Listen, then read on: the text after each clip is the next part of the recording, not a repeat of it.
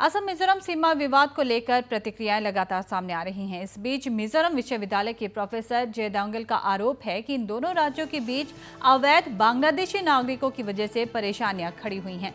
इतना ही नहीं बल्कि प्रोफेसर जयदांगल ने कहा कि ये अवैध बांग्लादेशी नागरिक मिजो लोगों की जमीन पर भी कब्जा करने की कोशिश कर रहे हैं।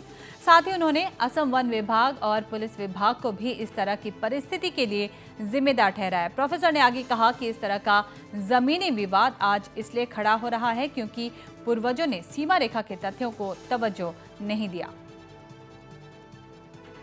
This unwanted boundary dispute is colonial legacy, which was not settled properly on historical evidence on historical facts by colonial rulers. And the same mistake was inherited by the successive government of India.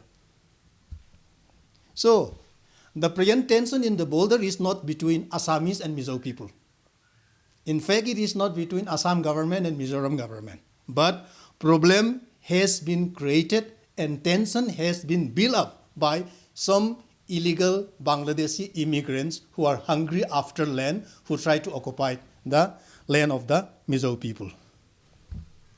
The problem cropped up because the area which traditionally belonged to the Mizo people, which the Mizo people look after with love and care, has been disturbed from time to time by forest department and police force of the neighboring state.